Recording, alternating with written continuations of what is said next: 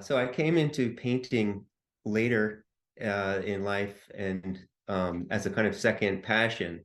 My first passion was literature and poetry in particular, and I went to graduate school for poetry. And I was I don't know, just very enamored of 19th century writing, American writing like Walt Whitman and Thoreau and Emerson and even Dickinson and the darker like Melville and Hawthorne. I was just steeped in this literature, and I was asked to teach an art history class, and I taught the class um, and discovered 19th century American painting for the first time, which I really hadn't been exposed to before, in particular landscapes that I saw as very much related to the literature. And I kind of just went down this rabbit hole of wanting to know more. Wondered why, how you got through school, public school in America without learning about like the history of American art at all. Like, how come I never saw these paintings before? So uh, I guess at some point I saw contemporary landscapes that seemed to me to harken back to some of the feeling for nature in some of those 19th century paintings, but not doing it through pure representation, doing it more through abstraction, a little bit like abstracted landscapes. Actually, I'm still doing a version of that. You can see right on the wall behind me. That's a that's an oil painting, but it's it's trees, as you can see, but it's abstracted, you know. So I'm working in these monotones, but originally when I first started painting, I just did landscapes, and it was all about that Whitman-like connection, that Thoreau connection to nature, and wanting to say, look, this is important. It's important that we have a relationship to the universe through beauty and through the sense of belonging in nature. And I did that for a few years, and that was how I kind of jumped tracks from literature into painting, and I became a full-time landscape painter. But at around 2016 or so, I started really taking interest in climate change science and in the political climate that was surrounding us, where I had never really paid attention to much of that. As it sounds from my description, kind of live in my own world a little bit, but for some reason, the outside world kind of came crashing in particular through this idea of climate change and potential extinction of humanity.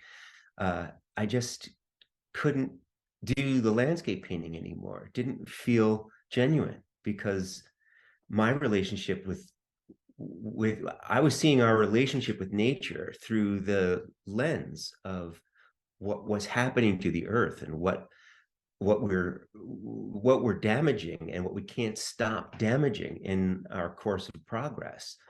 And so it became kind of like an obsession to me. And like I said, it just didn't feel authentic to do those landscapes anymore.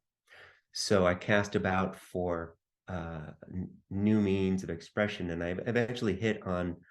I was reading Melville's Moby Dick, and there's a description of a painting in the book that he describes as a kind of abstract, dark painting of maybe a ship getting overwhelmed in a storm or something.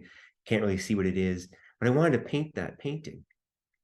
And I had been reading about another 19th century painter who used tar in his work as a way of deepening the shadows. And it just occurred to me how cool it would be to do a whole painting in tar. And then I came to this description of Melville, and I thought, yeah, I want to try that, make that painting using tar. And I did that, and immediately felt like once I smelled the tar, once I painted, it's a very chaotic scene in the book. And I mean, Melville's about, the destruction of human beings by nature.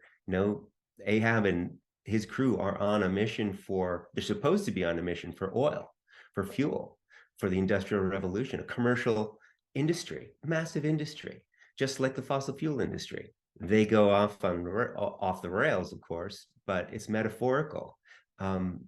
Ahab's driven by madness to hunt down the source of this oil to everyone's destruction. So I saw a metaphor in Moby Dick, and since I was using the oil, it kind of just clicked like, oh wow, this is there's something here. So I just kept going with that, and then a long series was born, and I'm still doing paintings in it. Which, like I said, started in 2016.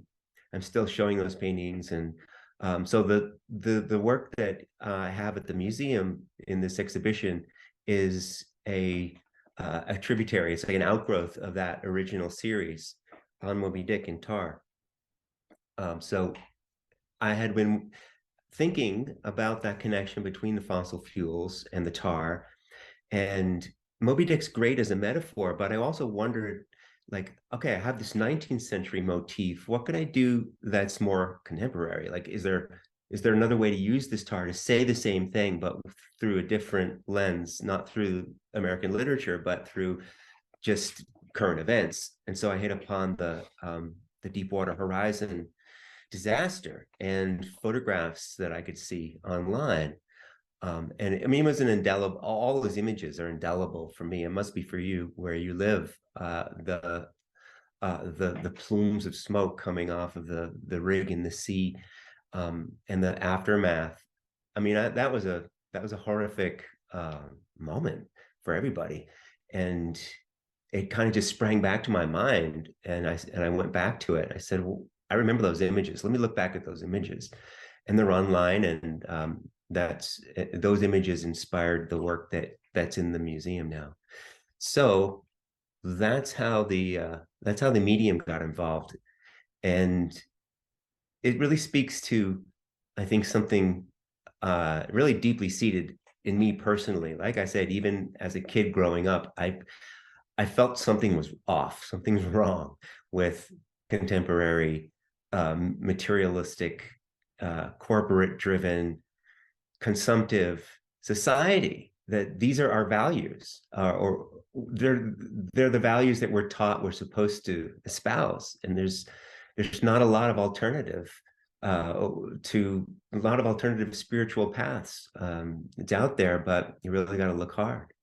So I felt like this is really getting into what I want to say. The landscapes I was doing in the beginning were part of, they came from the heart, but this also comes from the heart and the head. It comes from uh, it's just being a thinking and somewhat pessimistic human during this time that we live.